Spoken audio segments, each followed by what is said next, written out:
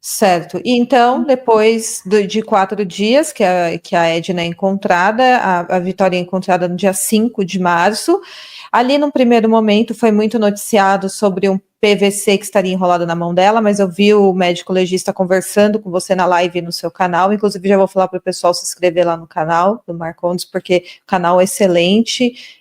Comecei a acompanhar também, vi que você está fazendo um trabalho muito sério, até por isso que eu te convidei aqui para falar com a minha audiência também, porque esse caso ele levanta muitos questionamentos, muitas dúvidas, muitas teorias, e quem não está acompanhando de perto junto com fontes ligadas à investigação acaba tendo acesso a muitas informações erradas, como por exemplo essa do PVC na mão, né? Foi falado em primeiro momento que ela estaria amarrada com PVC na mão, ela não estaria enterrada, estaria com o cabelo raspado, e essa parte dos dentes, eu não me recordo se chegou a ser noticiado. Mas agora eu quero que você me fale o que de fato constou em laudo da necropsia dela.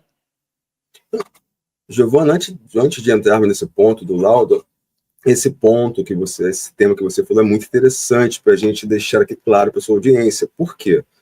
Quando da descoberta do corpo da Vitória, foi-se falado no primeiro momento que ela teria sido decapitada, foi, verdade, degolada, que estava amarrada com PVC ou plástico filme nas mãos. Outras informações falaram que ela teria sido encontrada em partes, né?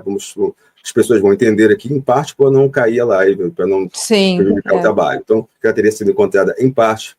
E isso atrapalhou por demais o acesso à informação por conta da sociedade. E aí, atrelado a isso, vem o delegado da seccional que confirma e corrobora essas informações como se verdade fosse, mesmo não aguardando os laudos periciais. Ele vai para a mídia e fala como se fosse verdade. E ele ainda coloca uma informação que não se traduz como verdade na investigação, que ele diz que a Vitória teria ficado 2 dias em cativeiro. Exato, o próprio delegado seccional fala isso. E isso não se traduz como verdade na investigação. Não há essa possibilidade, não se traduz. Até porque quando se faz o exame de necropsia, o exame mesmo diz ali que ela se encontra entre 5 e 7 dias, mas falando com o Dr. Júlio, ele confirma, de 7 dias, mas todo o histórico do crime se entende que ela perdeu a vida no dia que ela desapareceu, na madrugada do dia 27. Então mas ela não teria ficado em cativeiro? Não ficou em cativeiro. Ela ficou em companhia do Michael, dele sozinho ou de outras pessoas, durante algum determinado tempo. Mas a gente não pode chamar esse determinado tempo em cativeiro. Cativeiro remete a pessoa ficar ali fora de sua liberdade num período prolongado de tempo. Né? A ideia de cativeiro é essa. Não que ela tenha sido levada para determinado local, que tenha sido cometido um crime e depois transportada para um local de ocultação. Isso não dá uma ideia de cativeiro. É muito... Acho que beira até o sensacionalismo falar que teve esse cativeiro. Tá? Mas você acredita, e de acordo com as fontes que você teve informação até agora, que ela foi colocada dentro daquele carro, foi levada para um lugar diferente, que não seria dentro do carro, onde ela teve a vida tirada e depois foi transportada? A ideia central é essa. O que a gente pode falar hoje, depois de ler aqui o inquérito, o que nós podemos falar?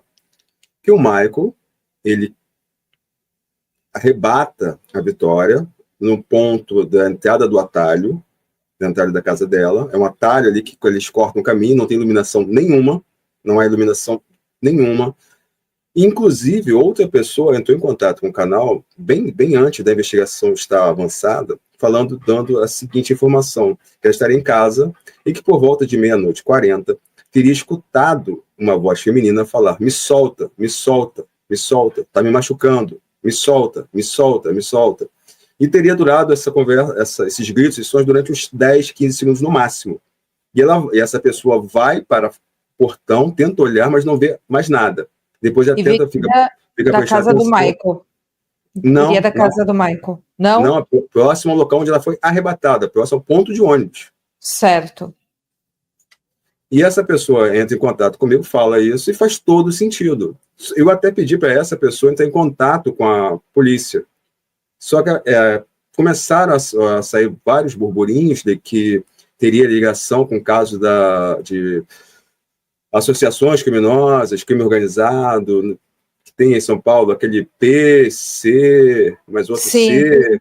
E ela, a exatamente. pessoa ficou morrendo de medo. E ela não procura a polícia. E até um amigo meu que trabalha no caso, ele falou assim, poxa, pede para ela fazer o depoimento, que é muito importante. Mas ela falou, não vou, porque eu não quero me envolver. E não foi, realmente. Mas a história dela bateu exatamente no local onde a Vitória foi arrebatada. Exatamente ali na entrada do atalho, depois, carecendo de uma confirmação maior do Michael, mas se entende que foi ali. Certo. E aí, o que a gente pode falar hoje? O que a gente, depois de ler, o que a gente pode falar? Que a Vitória foi arrebatada ali. Ela foi ameaçada e colocada no carro. Se ela foi colocada no porta-malas, se ela foi colocada no banco de trás, no banco da frente, se o carro tinha mais alguma pessoa, a investigação não tem essa informação. Tá? Certo. Aí ela é levada ali, com ou sem vida. Com ou sem vida daquele local. Então, o que nós podemos falar hoje? Que a Vitória foi arrebatada daquele ponto, colocada no carro do Michael, com ou sem vida. Isso que nós podemos falar. Que ela é levada para outro local. Neste local, muito provavelmente, foi o local que ela decididamente tomou os ferimentos. Então, certo. Por que não podemos falar, não podemos afirmar que foi no carro do Michael, como ele diz naquela confissão? Porque não tem uma volumetria de sangue consistente.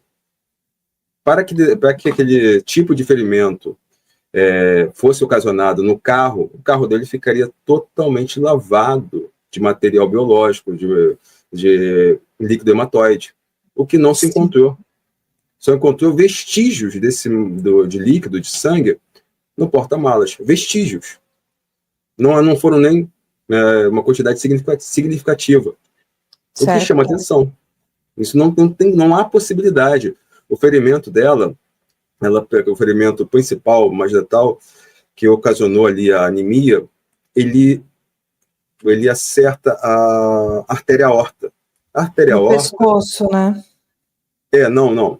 Ele faz um ferimento no pescoço e outro ferimento que ele entra pela clavícula e vai em direção ao coração. E nesse ferimento, ele consegue atingir a artéria aorta. A artéria aorta, ela tem um bombeamento estimado de 10 litros de sangue por minuto.